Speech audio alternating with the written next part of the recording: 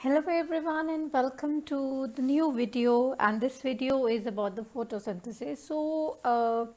Before starting the video, I'll tell you what does photosynthesis means. Here photo means light and synthesis means formation. So photosynthesis is a process in which green plants prepare their own food using water, sunlight, carbon dioxide and chlorophyll. Hence, plants prepare their food using the process photosynthesis, and thus this is one of the most important process for the survival of life on the earth. If you hear I said life is possible on the earth due to this process photosynthesis, it's a life saving process. Why it is so? Because the end product of this process is glucose as well as oxygen, and glucose is the food used by the plants and oxygen is released by the plants, right? And this oxygen is the survival cause of human beings on this planet, right? So once again I'm repeating, the process by which green plants prepare their own food is called the photosynthesis, and during this process plants use carbon dioxide, water, sunlight and in the presence of chlorophyll they lead to the formation of the glucose and oxygen, and due to this oxygen which is released as an product of photosynthesis, human beings survive on this earth. We all know that green plants are able to perform the process of photosynthesis. That's why they are called autotrophs, right? Now the question arises, why only green plants can prepare their own food? Because green plants has a specific pigment called the chloroplast, and this chloroplast is present in the leaves of the green plants. So in the the leaves, mesophyll cells are present, and these cells are arranged in two layers. The first one is the palisade layer and the second one is spongy layer. And a number of plastids called chloroplasts are present in the mesophyll cells, and these plastids contain chloroplast. Kindly concentrate on this line. And chloroplast generally contain green pigment called chlorophyll, and this chlorophyll absorbs sunlight which gives heat needed for the process of photosynthesis. More chloroplasts are found in the palisade layer. On the this means that the chloroplasts are present on the upper layer of the leaves. And this is the 3D section of the chloroplast present in the upper layers of the plants, leaf of the plants, which actually trap the sunlight and help in the process of photosynthesis. On the surface of leaf there are present very tiny openings which we call stomata. Stomata are the minute pores present on the surface of the leaf. They can be present on the upper surface or on the lower surface, but most of the time they are found in abundance on the lower surface of the leaf. Each stomata is guarded by or surrounded by the two guard cells. These guard cells actually help in the opening and closing of stomata. The main function of the stomata is to allow the exchange of gases, either it is carbon dioxide or it is oxygen, right? So during daytime, guard cells absorb water.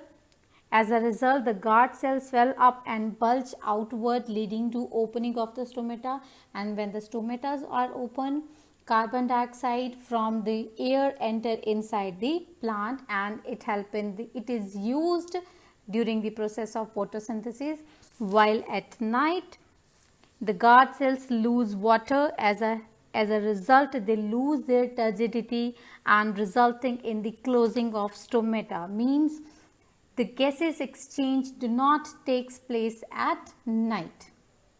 The next main component needed for the process of photosynthesis is water, and this water is absorbed by the roots of the particular plant, and this water is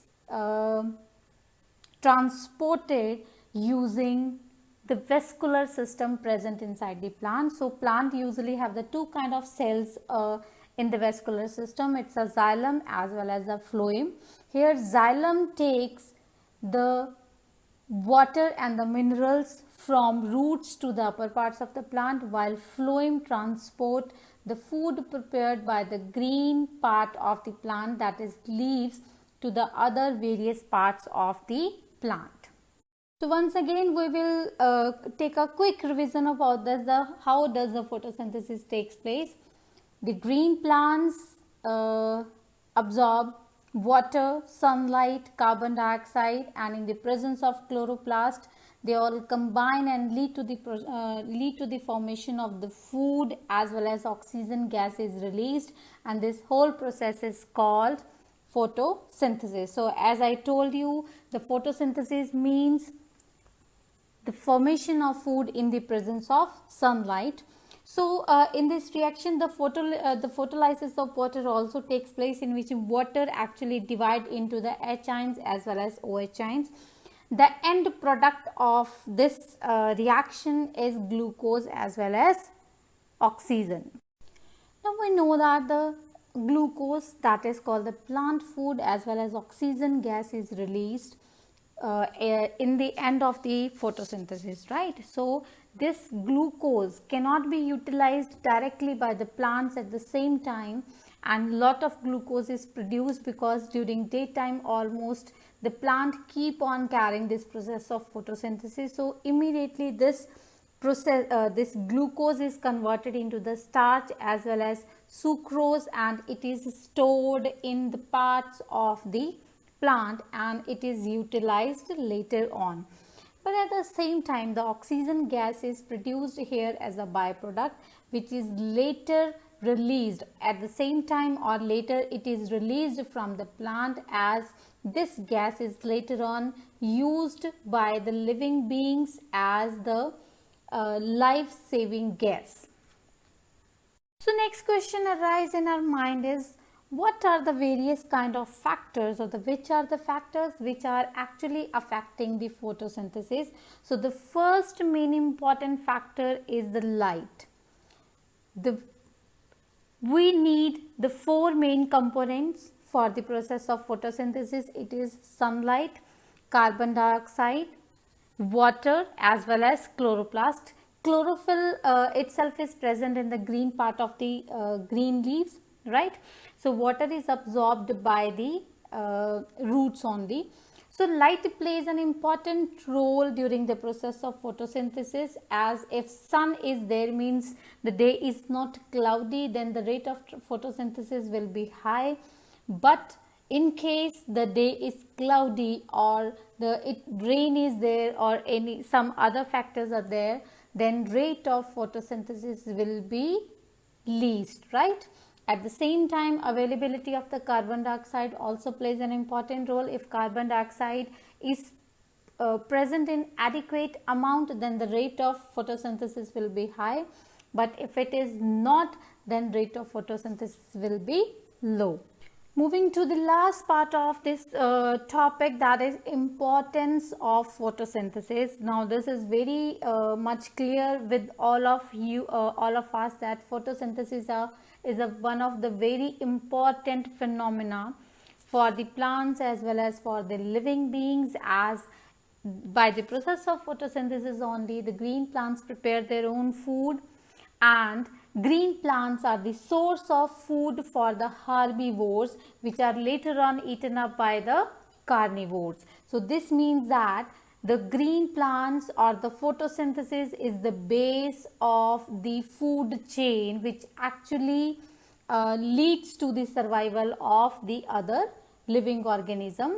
And one major impact or the result of photosynthesis is that oxygen gas is produced in this process as a byproduct, which is later released into the atmosphere.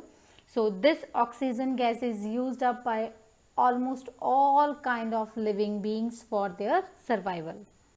So I hope that this video has helped you to learn or to make your concepts a bit more clear about the process of photosynthesis. So if you have watched this video already, then I'm going to ask you the two main questions from this video, and if you like the video, then must write in the comment section.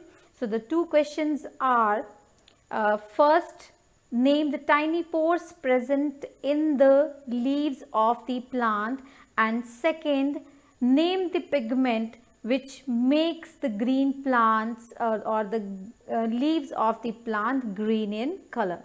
Thank you so much for watching.